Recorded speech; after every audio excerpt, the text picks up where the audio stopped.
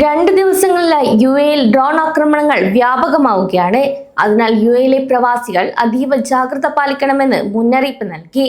ഇറാനിൽ നിന്നുള്ള missile drone ഭീഷണികളെ യുഎഇയുടെ വ്യോമ പ്രതിരോധ സംവിധാനങ്ങൾ വിജയകരമായി തടഞ്ഞു.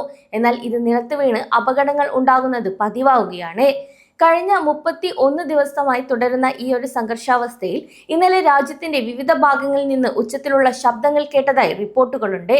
എന്നാൽ ആരും പരിഭ്രാന്തരാകേണ്ടതില്ലെന്നും രാജ്യം സുരക്ഷിതമാണെന്നും അധികൃതർ വ്യക്തമാക്കി. ഇറാനിൽ നിന്ന് തൊടുത്തുവിട്ട 11 മിസൈലുകളും 27 ഡ്രോണുകളും യുഎഇയുടെ ഡിഫൻസ് സിസ്റ്റം ആകാശത്ത് വെച്ച് തന്നെ തകർത്തു. അബുദാബി ഉൾപ്പെടെയുള്ള മേഖലകളിൽ കേട്ട ഉച്ചത്തിലുള്ള ശബ്ദങ്ങൾ ഈ പ്രതിരോധ നടപടിയുടേതാണെന്ന് മന്ത്രാലയം സ്ഥിരീകരിച്ചു. കഴിഞ്ഞ 2 ദിവസങ്ങളായി കുവൈറ്റ്, സൗദി അറേബ്യ, യുഎഇ എന്നീ രാജ്യങ്ങളെ ലക്ഷ്യമിട്ടും ആക്രമണങ്ങൾ നടന്നതായി റിപ്പോർട്ടുകളുണ്ട്. കൂടാതെ GCC രാജ്യങ്ങൾ ഒത്തൊരുമിച്ചാണ് ഈ ഭീഷണിയെ നേരിടുന്നത്. യുഎഇ ആഭ്യന്തര മന്ത്രാലയം ഇതിനോടകം തന്നെ പൊതുജനങ്ങൾക്ക് സുരക്ഷാ മുന്നറിയിപ്പുകളും നൽകിയിട്ടുണ്ട്. ഔദ്യോഗിക സന്ദേശങ്ങൾ ലഭിക്കുമ്പോൾ ഉടൻ തന്നെ സുരക്ഷിതമായ കെട്ടിടങ്ങളിൽ അഭയം തേടാൻ താമസക്കാർ പ്രത്യേകം ശ്രദ്ധിക്കണം. ഈ സംഘർഷം തുടരുന്നത് പ്രവാസി സമൂഹത്തെയും ഒരുപാട് തന്നെ ബാധിക്കുന്നുണ്ട്. കുവൈറ്റ് പവർ സ്റ്റേഷനിലുണ്ടായ ആക്രമണത്തിൽ ഒരു ഇന്ത്യൻ തൊഴിലാളി കൊല്ലപ്പെട്ട വാർത്ത അതീവ ദുഃഖകരമായിരുന്നു. അതുപോലെ യുഎഇയിൽ ഉമ്മൽ ഖുവൈനിൽ മിസൈൽ അവശിഷ്ടങ്ങൾ വീണ് ഒരു ഇന്ത്യക്കാരന് പരിക്കേറ്റിട്ടുണ്ട്. ഇതുവരെ യുഎഇയിൽ മാത്രം പരിക്കേറ്റവരുടെ എണ്ണം 178ആയി ഉയർന്നിരിക്കുകയാണ്. കൂടാതെ കടൽ മാർഗമുള്ള ചരക്ക് നീക്കത്തെയും ഇത് ബാധിക്കുന്നുണ്ട്. ഖത്തർ ഉടമസ്ഥയിലുള്ള എണ്ണക്കപ്പലിന് നേരെ ക്രൂസ് മിസൈൽ ആക്രമണം ഉണ്ടായെങ്കിലും 21 ജീവനക്കാരെയും സുരക്ഷിതമായി രക്ഷിക്കാൻ സാധിച്ചു.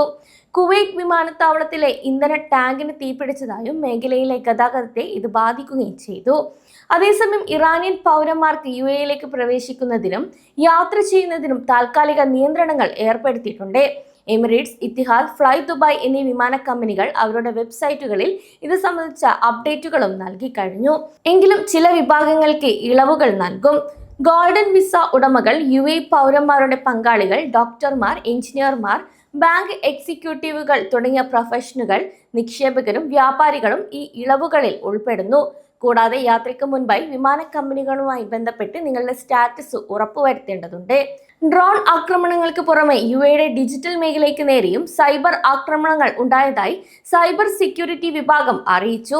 ബാങ്കിംഗ്, ഗവൺമെന്റ് സേവനങ്ങൾ എന്നിവ തടസ്സപ്പെടുത്തുന്നതിനുള്ള ശ്രമങ്ങൾ നടന്നു വരികയാണ്. അതിനാൽ ഇന്റർനെറ്റ് ഉപയോഗിക്കുമ്പോൾ ജാഗ്രത പാലിക്കണമെന്നും അനാവശ്യ ലിങ്കുകളിൽ ക്ലിക്ക് ചെയ്യാതിരിക്കാനും ഔദ്യോഗിക ആപ്പുകൾ മാത്രം ഉപയോഗിക്കാനും ശ്രദ്ധിക്കണമെന്നും വ്യക്തമാക്കി. അതേസമയം ലോകത്തിലെ ഏറ്റവും പ്രധാനപ്പെട്ട കപ്പൽ പാതയായ ഹോർമുസ് കടലിടുക്ക് ഇപ്പോൾ അതീവ ഗുരുതരമായ ഒരു പ്രതിസന്ധിയിലൂടെയാണ് കടന്നു പോകുന്നത്. യുഎഇ ഉൾപ്പെടെയുള്ള ഗൾഫ് രാജ്യങ്ങളിലേക്കുള്ള ചരക്ക് നീക്കത്തെയും എണ്ണവിലയും നേരിട്ട് ബാധിക്കുന്ന ചില ഞെട്ടിക്കുന്ന റിപ്പോർട്ടുകളാണ് നിലവിൽ പുറത്തു വരുന്നതും.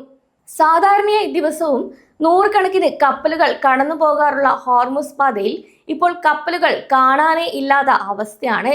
റിപ്പോർട്ടുകൾ അനുസരിച്ച് കപ്പൽ ഗതാഗതം 94% കുറഞ്ഞു എന്നാണ് വ്യക്തമാക്കുന്നത്. കഴിഞ്ഞ 2 ദിവസങ്ങളിൽ വെറും 7 കപ്പലുകൾ മാത്രമാണ് ഈ വഴിയിലൂടെ സഞ്ചരിച്ചത്. ഇങ്ങനെയായാൽ ഇത് ഭാവിയിൽ നിത്യോപയോഗ സാധനങ്ങളുടെ വിലക്കയറ്റത്തിന് പോലും കാരണമായേക്കാമെന്നാണ് നിരീക്ഷകരുടെ വിലയിരുത്തൽ.